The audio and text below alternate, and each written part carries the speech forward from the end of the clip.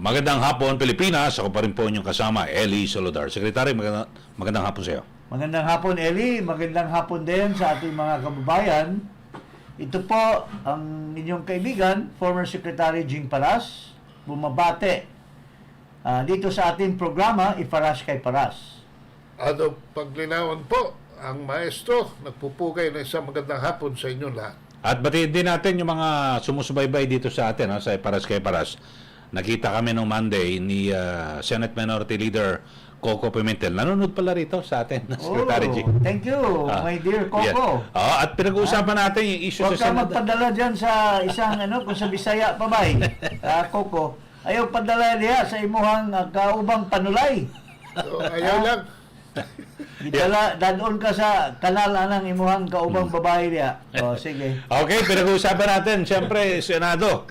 Yung nangyari na pagdinig dyan po sa Senado na pinangunahan ng komite ni Senator Risa Ontiveros at yun na, pinaka-contempt at ipapa-aresto na ito pong si Pastor Kibuloy. So, ano masabi mo rito, Secretary Jing, sa takbo ng pagdinig sa Senado? Well, ano naman siya, committed naman talaga siya na ipa-contempt niya si Kibuloy.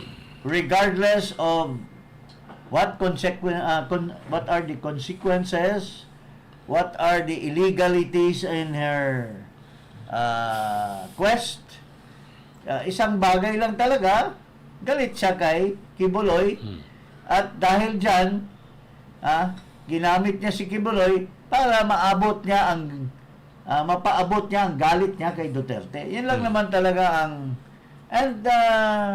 good. Alam na niya ngayon na tinatawag siyang huntivirus sa mga tao. In fact, she mentions na, tinawag na akong huntivirus.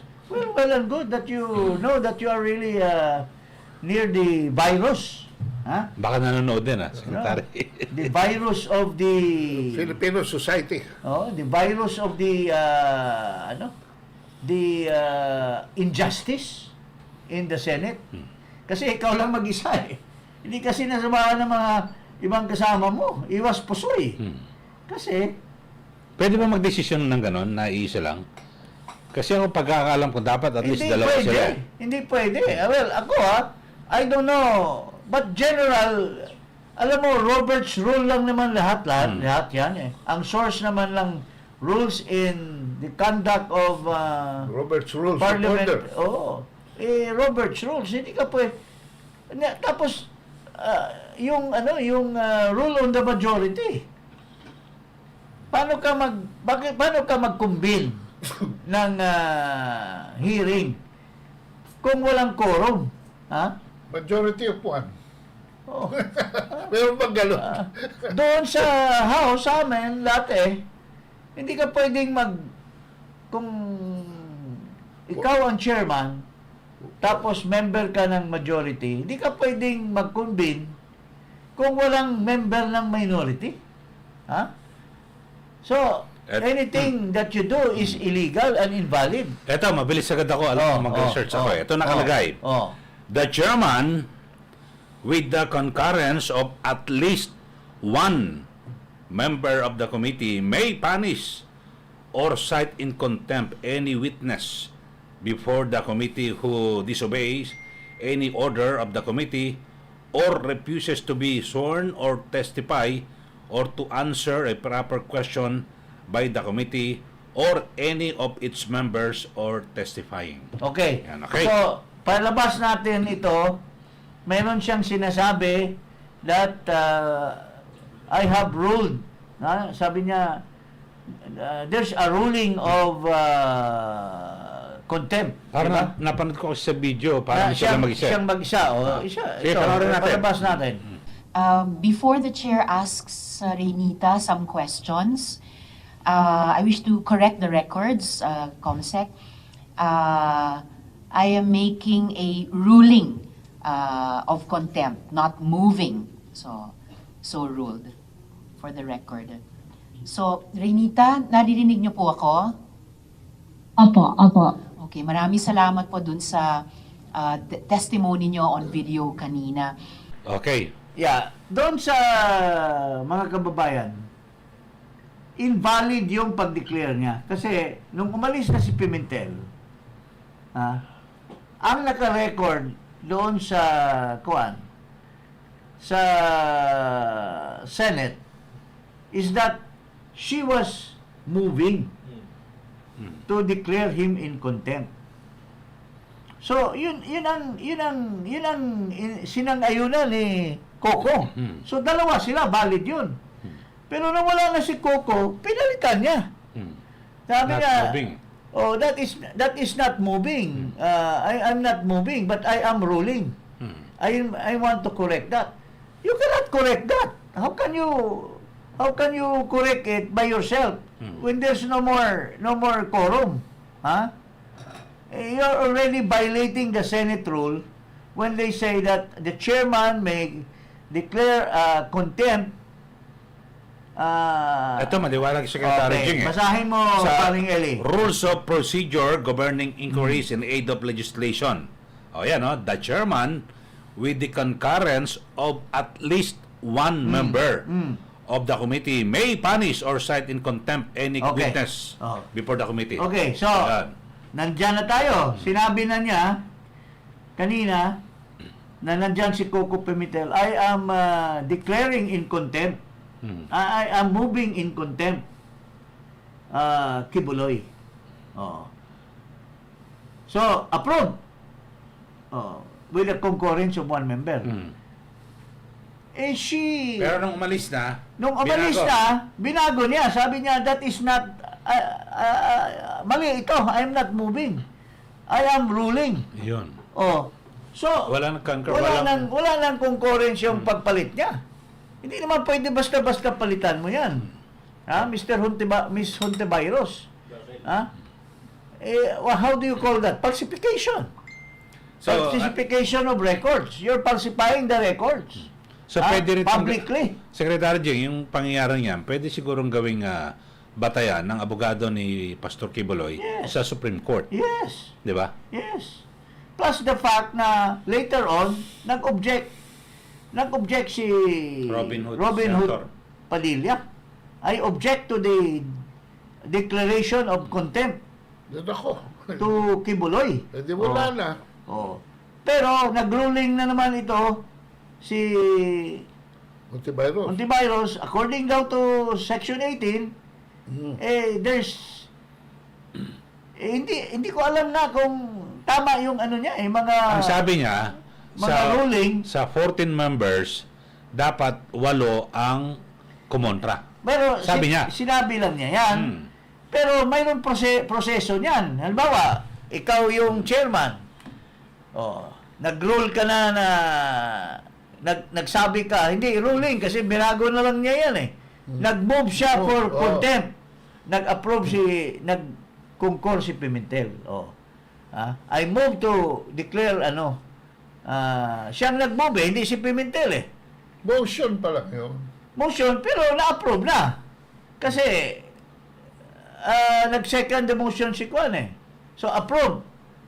Pero the words that he used is I am moving. Pero later on, nandoon na sa record yan, sinabi niya, I am ruling. I am ruling that he is in contempt. I am not moving. Pwede mo bang palitan yan na wala ka ng concurrence? Inamend niya yung minutes. Inamend niya without concurrence from any member by herself. Tapos, dumating si Robin, inobjekan yung kanyang earlier na motion. Wala nang votation. Pwede daw yung i-lift yung I don't know. Dapat questionable yung kanyang ruling na the only time that the declaration of contempt for Kibuloy can only be lifted with the vote against of 8 members.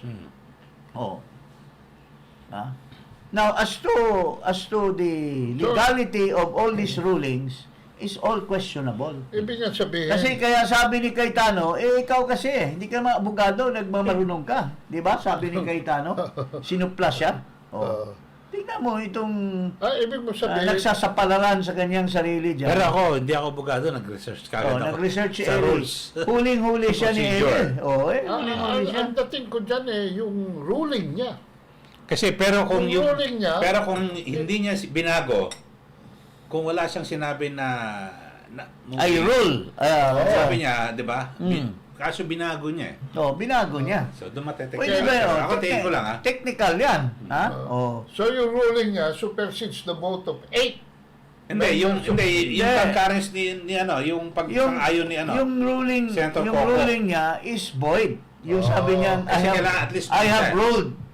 Kasi That's void sinusupersede because niya. sinusupersede niya Binago yung niya. valid na Superseding proseso. a valid motion. Kasi what made it valid is there was a concurrence of one member. Pero kung nandun pa si Coco, binago niya. Pwede.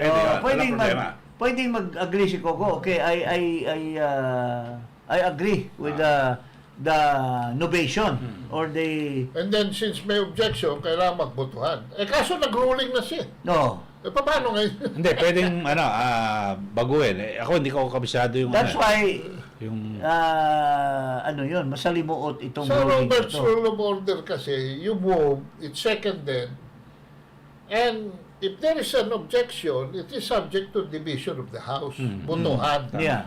Kaso, nag-rule ka na eh. Sinupersid mo na yung proseso. Yung klase naman, abogago. Itong si Tapos, Hontiveros, alam mo mga kababayan, tingnan mo, nag-iimbestiga siya nasa Zoom. Then, puro hearsay. Sumumpa ba yung witness niya? Hindi, yung sa Zoom, hindi natin alam. Kasi yung nakaupo doon, sumumpa. Pero itong sa Zoom, paano niya pasumpain yun? Kasumpa-sumpa yan. Oo. Hindi, parang ang ginawa nila, pina-confirm lang na siya yung naka-live. Hindi Hindi Parang hindi, yun na nakita ko base sa hindi, yun. Hindi, sworn. The truth, the whole truth, and nothing but the truth, dapat. Yan. Kumari na, nakahawak pa sa Biblia. So, ito talaga, there are so many questionable processes that this woman by the name of Hontiveros Malfeasance. is doing. While the people are clamoring against her, pinaparesign siya, tuloy-tuloy pa rin pakapalan ng muka diyan sa Senado. Kasi alam naman niya mali na siya, pero pinanindigan pa rin niya ang kamalian niya. At dahil senador siya, akala niya may lisensya siya against felonious practices. Ito, ituloy mo yung kanya. Tuloy natin. Balik mo yun. Yung hearing. Ngayon, sabi nyo, nung bumalik po kayo sa KOJC, hiningan nila kayo ng 500 Singapore dollars. Pagkatapos nun, hiningan naman kayo ng 2,000 Singapore dollars. At sabi nyo rin po, kayo ay domestic worker. Yes. Magkano po yung sweldo nyo bilang domestic worker? Well, this time I'm getting like 1,300 Singapore dollars. But around that time, kung nag-involve pa ako sa kanila, I was just earning like 900 Singapore dollars. All right. So the first time... monthly, Opo. yeah, so monthly, yun po yung, hindi po yung buo. Kasi kailangan niyo po yung tatanggalan ng 10% of your income and plus the offering. No. But just like I said, ini-encourage po kami na if you're really faithful and you wanted more blessings, you can actually make your tithes instead of 10%, you can make it 90%. Wow. So, it's a lot. Yes. And on top of that, yun po yung very hard sa amin kasi parang wala na pong matitira kasi all year round, marami po talaga silang hinihingi. And then, some of us, yung kinukuha na nila yung the whole year of salary. Kasi meron po silang tinatawag na full-pledge and full-time worker. Ang full-pledge po, kasi nangyayari po yan sa abroad, kasi may mga amo po kami. So ang mangyayari, nagtatrabaho po sila sa mga employer, but then they don't own their salary. Kasi kinukuha na po yan ng mga taga-kingdom. And then, bibigyan lang po sila ng allowance as like $100, which you cannot sustain your own personal toiletries and, so that's why wala na po silang money to send to their family. Kasi actually po, yun po yung pinaparamdam sa amin all this time na ang real family po is the kingdom, not your biological family. Tingnan mo itong Hontiveros na ito, kung di ba puro kabulastugan itong ginagawa nito. Nagtatanong siya dito sa babae, ang subject matter of the cases that is the basis for his investigation is kibuloy. Pero sinasabi ng babae, walang minimension na kibuloy, pero sila, nila. Tinatanong ba ni Hontiveros kung sino sila? Sino sila? Sinasabi niya, nagbigay kami sa kanila ng pera. Kanino? Dapat tinatanong niya, sino ba? Kasi kung sino yung mga gumagawa niyan, walang kinalaman si Kibuloy doon. Kasi, halimbawa, malay naman ni Kibuloy kung kumuha itong mga kasama niya ng kinukuha ng ganang pera. Perso, second collection. Hearsay. Alam mo, kaya nga, sinasabi ng lawyer ni Kibuloy at ni Kibuloy, it's useless to attend that hearing because our due process is violated. We are in the danger of being self-incriminated. At yan ang proof. Ito ang proof. Kasi, No. ikaw mismo, you're making leading question. Imbis na tanungin mo, ano po ang nangyari?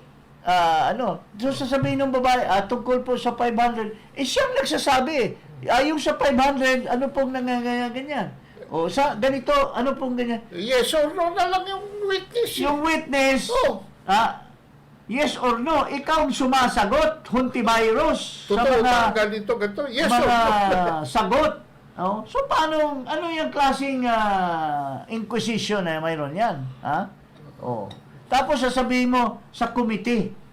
Anong committee yung pinagsasabi mo? Ikaw lang mag-isa eh. How do you define committee? A committee is composed of members. 14 members. 14 members.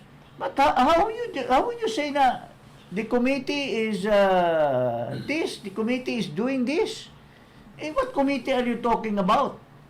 Ikaw lang naman mag-isa, so that's not a committee. A committee is composed of one or two or more members. You're just one member there. Paano naging committee yan? Pero nadagdagan, may dumating si Senator Robin Hood Only to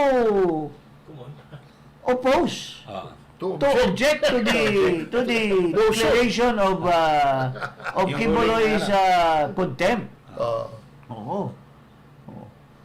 Tapos sasabihin niya, hindi daw totoo yung self-incriminate, kasi, alam mo naman, sabi niya, wala na palang function ang Senate kung hindi kayo mag-a-appear. Like Blue Ribbon, like Committee on Drugs or ano. Pero iba naman yun doon. Mga matino yung mga tao na yun at ang mga tinatanong nila para sa legislation, ikaw para sa sarili mo. Nagtagawa-gawa ka ng sarili mong proposed legislation. Pero Secretary Jing, dahil dyan sa kasong yan, mag-file ng kaso yung Department of Justice. Ito pa. Di ba sabi ni Secretary Boying Rimulya? Sinabi niya, ako'y natutuwa na mag-file pala. Kung natuwa ka pala, kung mag-file na pala, Hontiveros, mag-file na pala ang DOJ ng kaso tungkol dyan sa mga pinag-aakusan nyo kay Kibuloy, lalong naging useless na yung mo. Para pa yung hearing. Para pa mag-hearing ka, the judicial process. natutuwa ka nga na mag-file na si DOJ. So, ano pang Wow. purpose nung mag-hearing ka? Kung ano ba yan? Bibigtisin, ano? Lilitation. Bibigtiin na si... Pero ang binabanggit kasi, si Kibuloy. Secretary Jing, ang binabanggit niya, hiwalay naman ito in aid of legislation. Ay, wala nga in aid of legislation. Ano ba ang kailangan legislation dyan? Ano ba may mga ganong kaso? Asa ang propose? Kasi kasong criminal yun eh. Wala eh. Amen mo ba ang Ito, may penal naisip code? ko bang legislation pa pwede niyang gawin dyan? Wala eh. Pwede pa bang ano, yung ano? Kaya nga, Yung re-revise batas pa natin. niya yung Yung revised penal code. Oh. Meron- Ang alam ko kasi, Baka pwedeng mag-legislate siya na papayagan na magpaayos ng ilong yung mga testigos. yun, Tulad baka nung yun, mukhang yung isang testigos May nose job bago eh. yung nose job eh. Ha? I mean, Baka- observation lang po namin to. Ha? Pwede yan. New legislation. Pero siguro para sa kaalaman ng mga taga-suporta ni Pastor Kibuloy, hindi pa nakakabisa yan kasi may pag-question pa.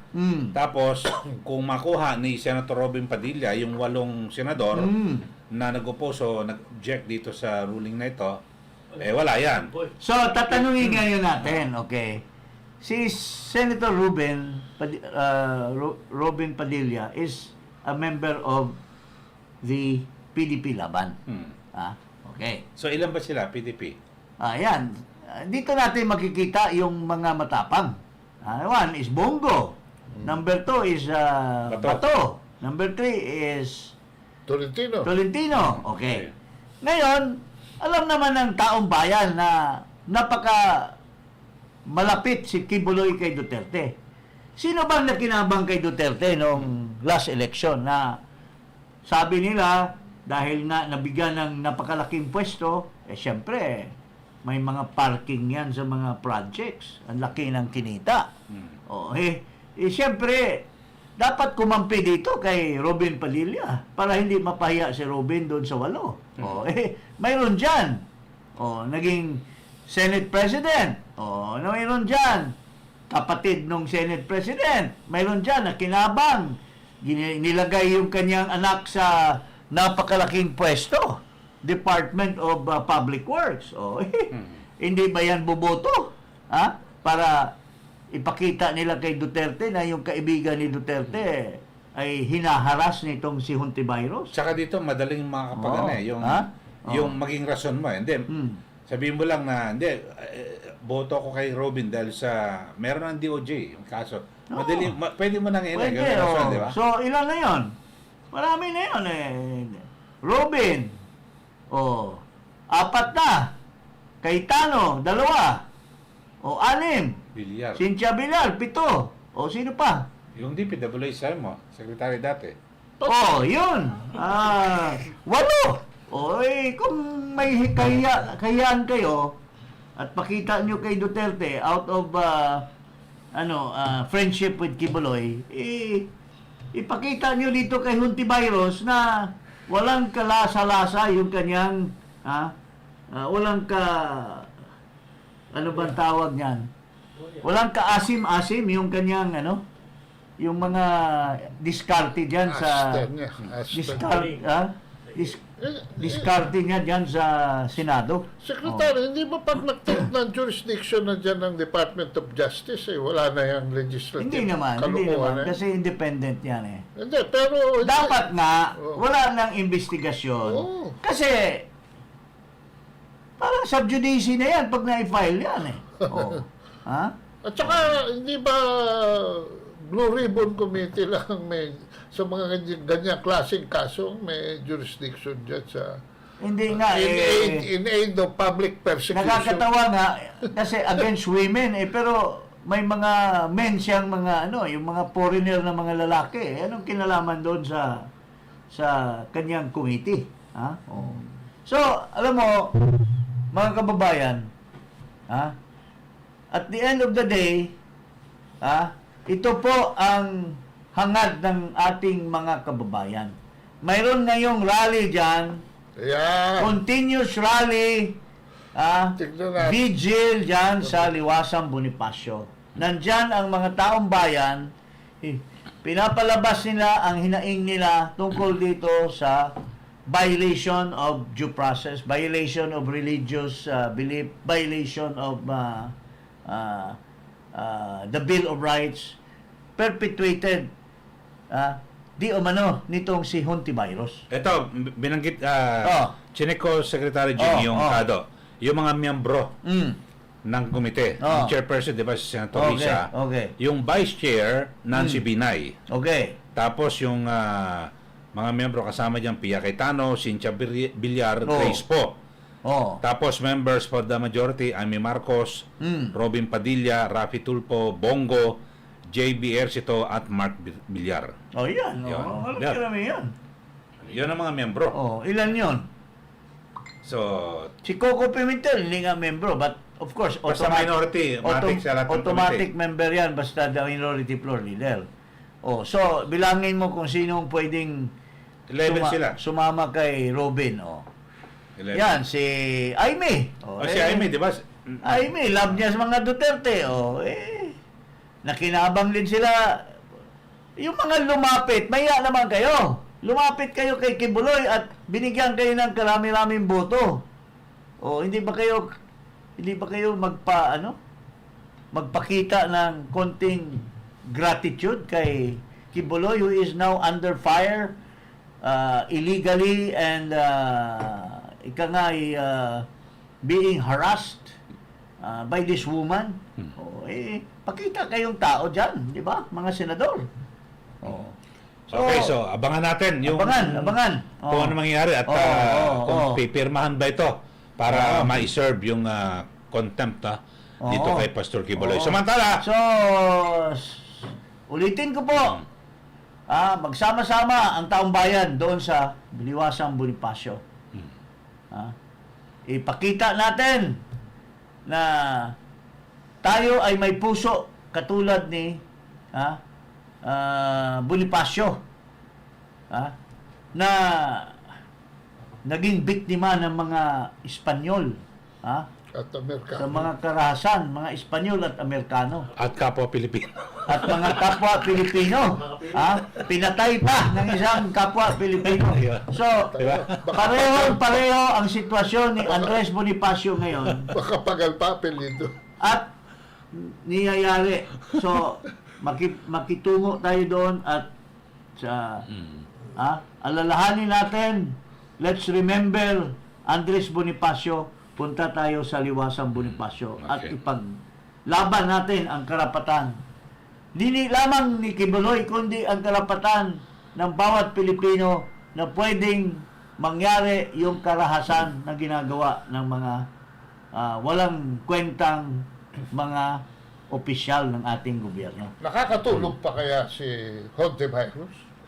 Well, hindi ko alam. Kasi alam ko, yung kanyang kaibigan ay hindi nakakatulog. Hindi, pero meron hindi nakakatulog dahil sa bigas, Oo nga. Yung Horror story. ang tanong niya, si Hontivirus ba, makakatulog ba sa mga pinaggagawa niya dito sa Senado? Wala akong alam. Unless nagpupulburon din. Kasi yung mong nagpupulburon daw, ano yan Tulog. speed yan ang shabu, shabu ba yan or cocaine, speed yan hindi naman downer yan So, hindi ka makakatulog, lalo na pag tira ka ng tira. Pero hindi ko alam kung si Huntay ay gumagamit. Hindi ko alam yan. Okay. Pagpaumanin nyo kami. Pero dito ho mga kababayan, talagang ito mabigat ho ito dahil sa inflation natin, grabe na naman. At tinatawag ito talagang isa sa talagang tinuturo rito sa larin ay ang bigas. Kaya nga rise inflation. Pero actually, with your respect, based on the recent record or output ng central bank, ay humupa na ang inflation. Hindi, pero kahapon nag-press ko ng PSA at lumitaw na talagang yung bigas hindi talaga napigilan. Tumataas pa. Hindi. I mean, you have to separate the inflation from the bigas. Okay. ang tanong mo na, gaano ba kataas na naman ang inflation? Hindi naman bumaba na In fact, in some other countries. So, baka hindi naman inflation ang dahilan na hindi siya nakakatulog. Ito, pakinggan natin itong isang lalaki na ang pangalan ay McCoy Jr. At hindi daw siya makakatulog dahil sa inflation. Basahin natin. I lose sleep every night over inflation, says Bongbong Marcos. Ayan. Pakita mo nga yung mukha niya. Yung kanina, Picture yung muna, mukhang picture daming muna. mga high bag. That's the problem that makes me unable to sleep. This inflation. That's why I lose sleep every That's night. what I lose. That's what I lose sleep. Ayan. Ayan tingnan mo Hindi na, yan yung mukha ng hindi nakakatulog. Ha? Oo. Ang daming eye bag. Tsaka lumalabas na yung Ilocano niya ang feature Ha? So I'm determined to bring down to make sure that the inflation starts to come down in the next first quarter and things will normalize Huwag mong after lagyan that. ng in the next. Down in the first quarter. Kasi iba na yung in the next first quarter Pag ilan na yung To quarter come down in the first quarter and things will normalize after that.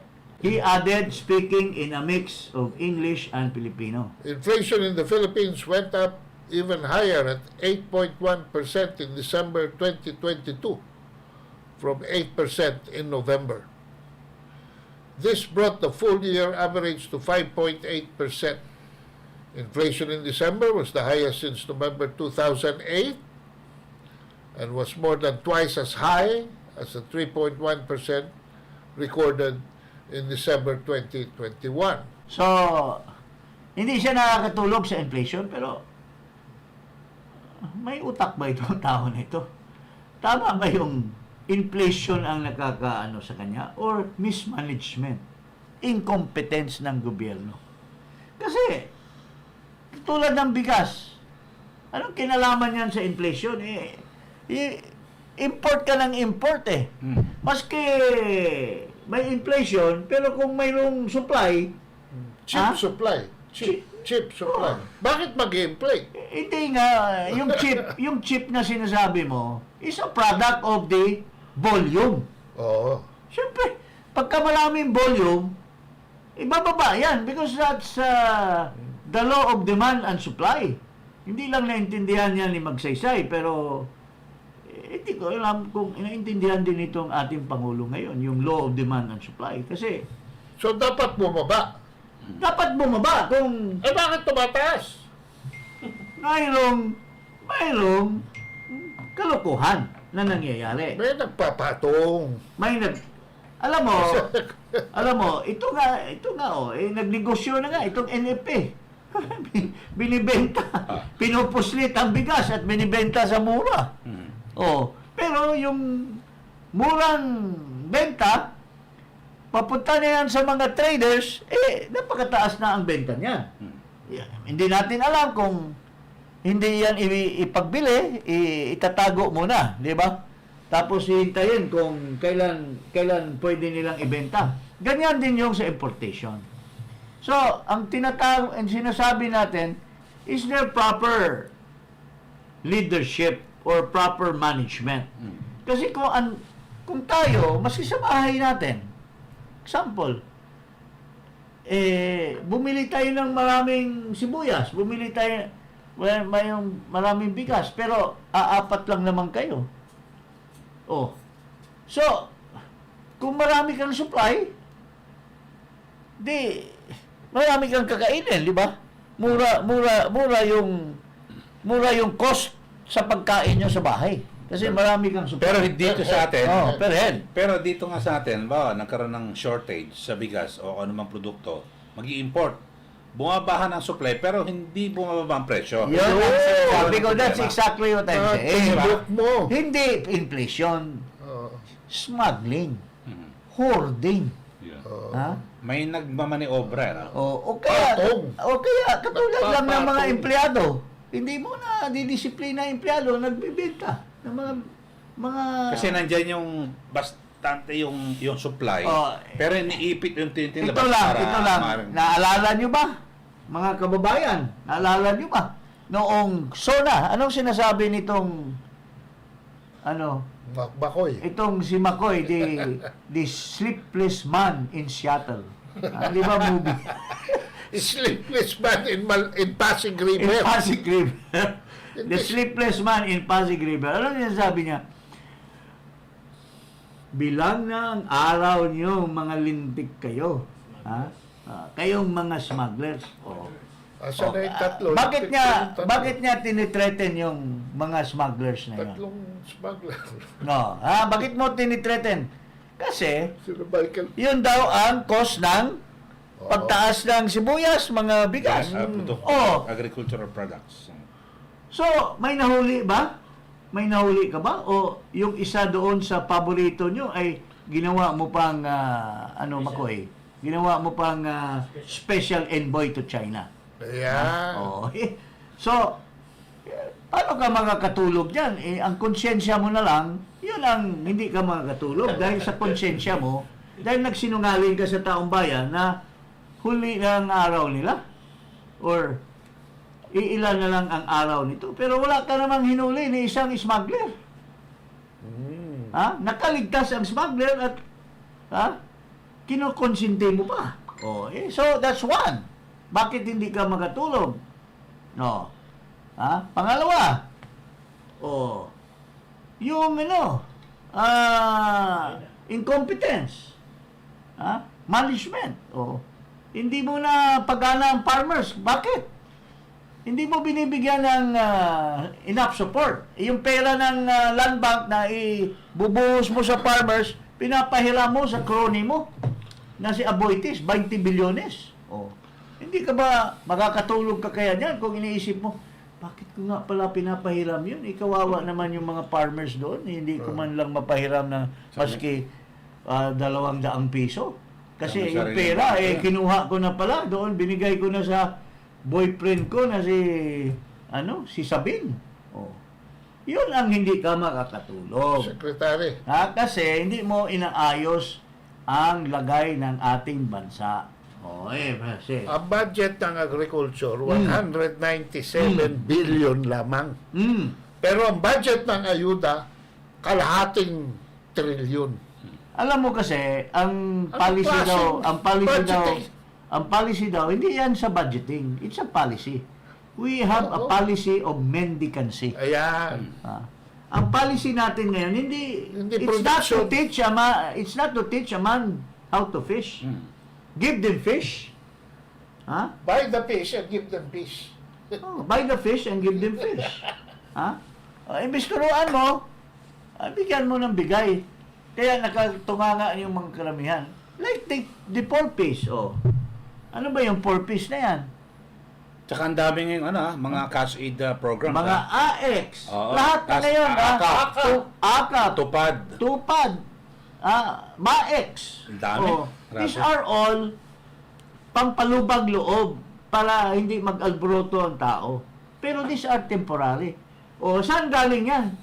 Kaya hindi malulutas yung utang natin dahil hiram din tayo ng hiram para pamumudmud. Siguro pwede yan yung nung pandemya. Pero kasi bayanihan. Wala talaga. Pero kung ang tao hindi na makapagtrabaho dahil tatamalin sila kasi mag-aantay na lang. Mayroon namang AX yan Si mayor or si governor or si congressman magdadala yan ng tupad dito sa atin. Sabi niya pay for work or something like that. Akap. Oo. Sabi Ngayon, niya, aakapin pa tayo ni Grabe, na. Sabi Siguro niya dapat sa bagong Pilipino, bawal ang tamad. Pero may ayuda kayo. Dapat siguro baguhin siguro yung programa na yan. So baguhin Mga cash aid, ang reviewin. outlook. Pero paano naman makakambyo pa ngayon? Yung pera ng land bank ay pinalustay na niya sa mga best friends niya. 20 billion goes to Aboitis. Saan ginala? Sa Coca-Cola. Power daw. At Coca-Cola. Ha? Siya pang nag-inaugurate doon. Ang tamis. Matamis Oh, masyado. yun. Ito, ang daming hindi nakakatulugan, no, na Oo. issue. Mayroon pa rin Ito isang pa. issue na hindi rin siya makatulog. Nako. Ha? Ginigera niya ang China eh. Sige, basahin natin. Sleepless at the palace. Marcos says South China Sea keeps him up at night. Philippine President Ferdinand Marcos said that tension in the disputed South China Sea keeps him up at night. But his country was committed to peace despite Beijing's territorial claims. Speaking at the World Economic Forum in Davos, Switzerland, Marcos said his nation was watching as a bystander whenever tensions rise after Chinese or U.S. warships cross the region. If something goes wrong, where we are Here we are going to here, suffer. we are going to suffer. Sleepless night in ano naman to? Sleepless night in Ayungin Shoal. Ayungin Shoal. So, Scarborough Shoal. bakit ka magiging sleepless Kung tungkol tama- dyan sa China Sea? Sa panahon ni Duterte, kunting mga ano lang yan, giri-girian. Mahimbing ang tulog ng sambayanan. Mahimbing ang tulog ng mga Pilipino. Ha? Safe tayo sa mga Chekwa. Ha? Maraming pogo, maraming inchik. Ha? Pinagkikitaan ng mga may-ari ng mga building, mga bahay nung panahon ni Duterte. Bakit ngayon? Bakit hindi ka makakatulog, Makoy Jr.? Marami sa probinsya, bumibili sa Divisoria para ibenta sa mga probinsya. Marami, Bakit umiikot ang pera. Kasi, imbis ipaubaya mo sa Department of Foreign Affairs ang pakikipag-ugnayan sa mga inchik, pinapa-take over mo sa Armed Forces, sa Navy, sa Coast Guard. At ito, mga war freak, gusto makipag-girian sa mga Chinese. Gusto mag-experimental kung kaya ba nilang yung kanilang maliliit na boat, kaya ba nilang ibunggo doon sa mga malalaking boat. At finally, kailan nangyari yon na talagang binunggo na sila? March 4. No, March 4. March 2. Hindi lang yan. That might not be the first time or second time. Sooner or later, ipahamak mo ang buong sambayanang Pilipino dahil sa pagka-war freak ninyo. Imbis diplomacy is the right, ang dami-dami sana nating ma-export na mga goods and services to China. There was a time na nung nasa Dole pa ako, sumama ako kay Presidente doon, hinikayat namin na magkaroon ng opening ng mga caregivers sa China. Napakalawak ang pwede dyan. Mapapalagay natin ang ating mga OFWs doon. Pero wala na yan. Purnada na yan. Kasi, nandito tayo, ang foreign policy natin ngayon is not diplomatic. It's war. It's girian. And, sooner or later, puputok na lang yan, pareng Eli. And, sinong kawawa? Ang mga Pilipino. Kasi, hindi mo tayo pwedeng lumaban dyan eh.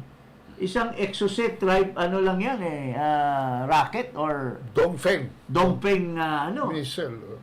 baka tunaw na yung isang probinsya dyan. So, yun po ang dyan.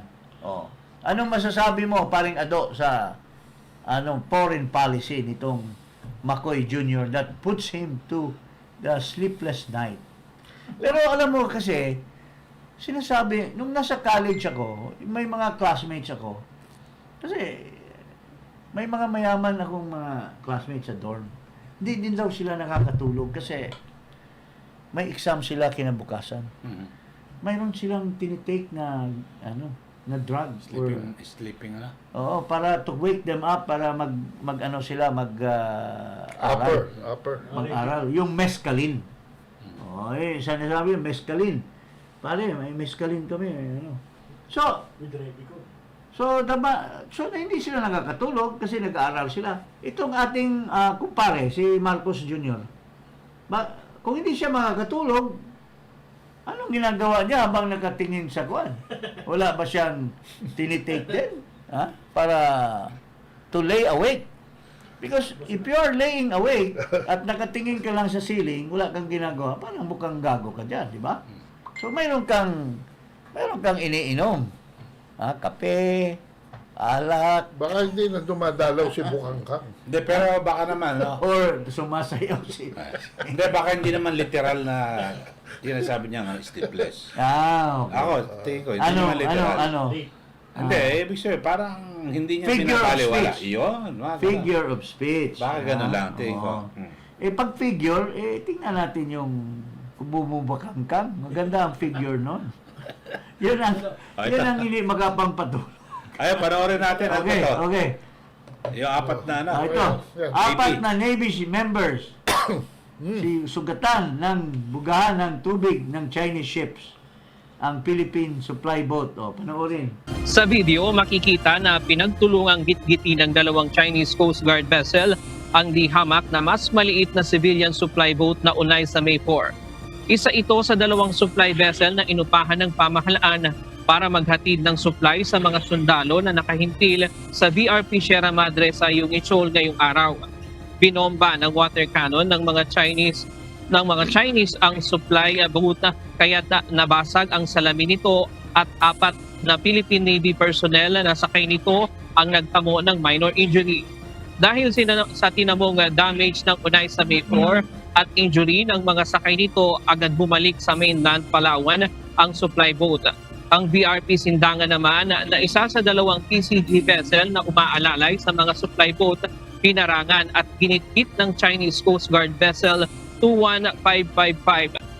Nagkabanggaan ang dalawang barko at nagtamo ng minor structural damage ang PCG vessel. There have been reports of a collision between BRP Sindangan and a Chinese Coast Guard vessel because of the illegal actions conducted by the CCG. Unaysa May 4 was also hit by water cannon. We are awaiting updates on damage to Unaysa May 4. Sa isang opisyal na pahayag, sinabi ng National Task Force West Philippine Sea na nailagay sa panganib ang buhay ng mga Pilipino at nasugatan ang ilang sakay ng bangka dahil sa harassment at panggigit-git ng China laban sa lehitimo at regular na rentisyon sa Ayungin Shoal. Taliwas ito sa panawagan ng Chinese government na idaan sa mapayapang paraan at dialogo ang usapin sa West Philippine Sea. Ayon naman sa Philippine Navy, hindi na normal ang sitwasyon ngayon sa West Philippine Sea at itunuturing kanila ang ginagawang ito ng China. I would consider China a clear and present challenge to the Philippine Navy in the West Philippine Sea. The situation is not normal, it's not anymore normal, but we are up to the challenge. Samantala, June, matagumpay na nakalusot yung unay sa May 1 at nakarating doon sa VRP Sierra Madre at naihatid yung supply doon sa ating mga sundalo na nakahimpil doon. At kanina, bago magtanghali, umalis na rin sa Ayungchol itong mga barko ng Pilipinas. Yan muna ang latest mula dito sa Quezon City. Balik sa iyo, Jun. Nabanggit ba kanina, Ryan, ng opisyal ng Philippine Coast Guard, na itanong ba sa kanila na mag-qualify ba ito doon sa mga nakasaad sa Mutual Defense Treaty ng Pilipinas at ng Amerika o sakasakaling ganyan ang sitwasyon na deliberately binanggaya na yung ating Coast Guard vessel ng China Coast Guard vessel. Ito ba ay nituturing na pag-atake, Ryan? Wala pang naitanong o nabanggit sa ganyang punto kanina sa panayam doon sa Philippine Navy, no? At limitado rin ang mga impormasyon na ibinibigay kanina dahil bago pa itong insidente. At inaasahan natin bukas merong press conference ang DFA kasama ang PCG at ang National Task Force for West Philippine Sea patungkol dito. Maaari nating baka rin bukas malaman natin yan, June. Okay? Okay, yan ang mga... Paring Ado, Sagutin mo nga yung tanong tingnan na mong ako. kabupulan itong mga pati yung news. Tinitwist. News informer. Anong mga pinagdadaldal? Kasi kailangan armado, Mutual di ba? Defense Treaty, di yata nagbabasa itong newscaster na ito eh. Tatanong niya kung ano na ba daw sa MDT. Wala namang armed conflict eh. Paano magkakaroon? Gilian lang ng mga barko. Ano yan? Una-una, kung mapapansin niyo, nagpapabiktima itong mga media na ito, no?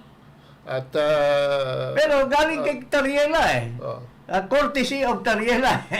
siya yung promotor ng mga reports na yun. pero hindi na siya nakapagsasalita. Ito si Trinidad na nagsasalita. In other words, Unang-una, kung titingnan niyo yung picture, yung resupply boat na binobomba ng water cannon ay lumalaki. Napakalaki na ngayon. Halos kalahati na nung Coast Guard ship. At ito ho ang hindi sinama ng media dyan sa kanilang report sa mga statement ni Commodore Roy Vincent Trinidad. Of the 14 missions to the Ayungin Shoal, 3 encountered harassment or water cannon blast. 3 lamang po sa 14. Bakit? Dahil yung 3 na yun ay may dalang construction materials na wala sa usapan ng China at Pilipinas na pwedeng palusutin. At sinabi nila yung isang barko nakalusot, pinalusot. Anong akala nyo sa mga China? Hindi alam kung anong karga ng mga resupply mission ships na yan? Ha? in other words, papalusot kayo. hindi lahat na biyahe ng Coast Guard ships or Navy ships or whatever ship they hire to deliver goods to the private vessel. Soldiers are bringing construction materials. Hindi lahat. So, ang sinasabi mo, paring Ado, out of 14, 3 beses lang sinita kasi yung 3 may dalang construction materials. The rest, pinapalusot Pagkain, humanitarian. pagkain at yung mga gamot and everything.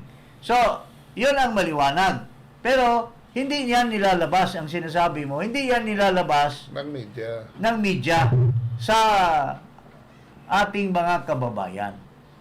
At hindi rin nila ini-emphasize yan sa ating mga kababayan na ang China ay talagang magmula pa noon nung iniwanan yung barko dyan sa Ayungin Shoal, BRP Sierra Madre. yung BRP Sierra Madre, mayroon na talagang pabala ang China na hindi kami papayag na magdala kayo ng construction materials niyan. Because ayaw nila, well, that is their own position. Ayaw namin na you will build the ship and make it a fortress or whatever. Kasi, siyempre, kanila yun, kanilang yun, ayaw nila na lumaki ang ikangay honor or ng posisyon ng mga Pilipino dyan. So in other words, 11 ships were able to pass by because walang Yun ang sinasabi ng aking kaibigan na paring Ado. Okay. Pangalawa, hindi pwede tayong mag-claim ng exclusive economic zone dyan dahil militarized yung area at meron ng isang nagbago ng stand, Secretary. At ito yung kaibigan mo, si former Chief Associate Justice Carpio. Anong ibig sabihin na militarized? Can you explain to the people? Let's make this program also educational.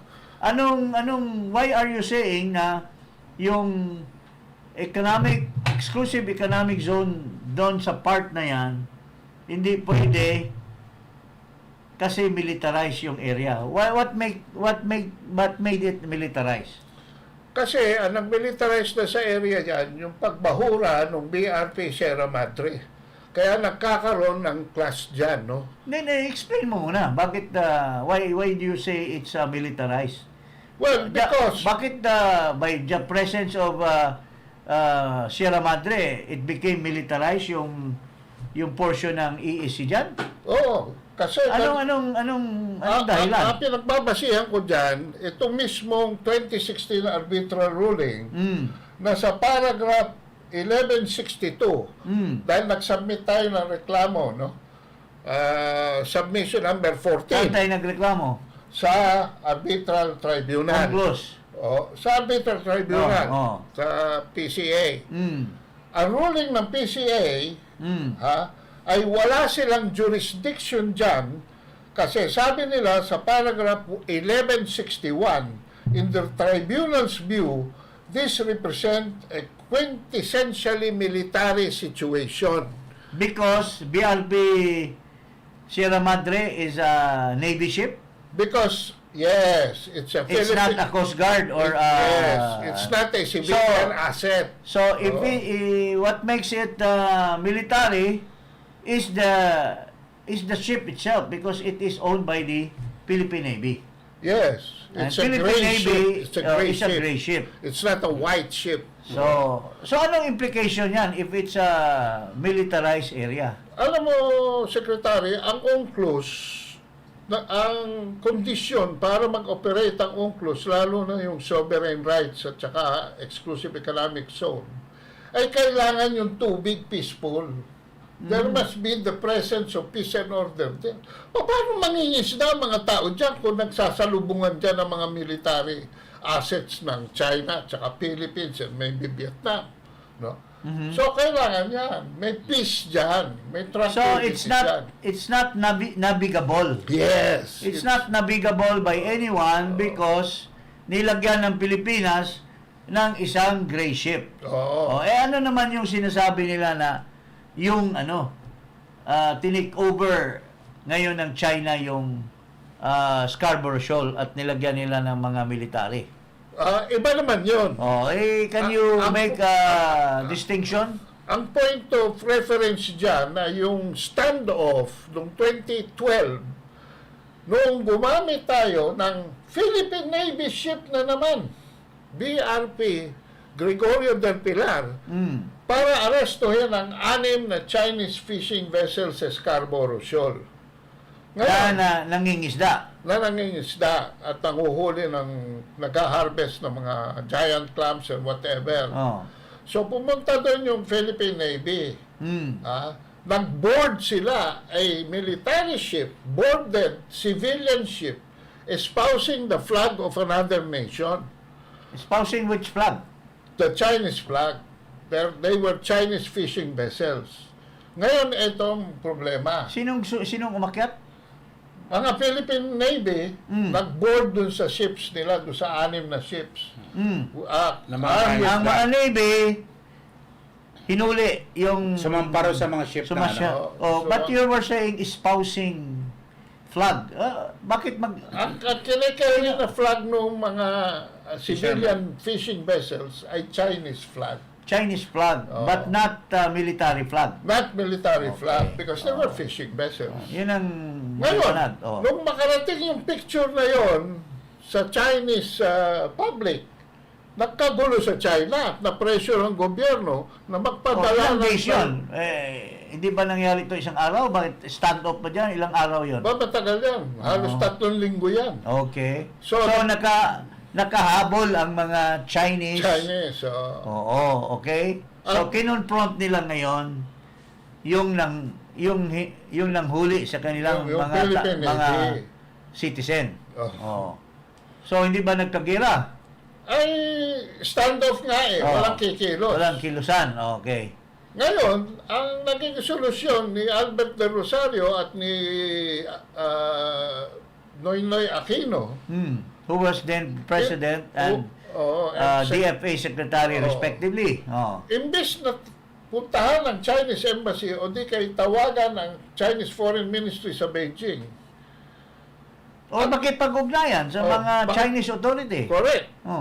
Ang ginawa ni De Rosario, inatasan si Joey Quisha na ambassador ng Pilipinas sa Amerika. sa Washington DC para kumonekta sa State Department ng US. Nagpasaklolo. Nagpasaklolo, nagpa-Big Brother, tumawag ng kakampi. At kinausap naman ni Kurt Campbell na Assistant Secretary ng State Department. Ang Chinese... si Minister Fu Ying, na dating ambassador sa Pilipinas ng China.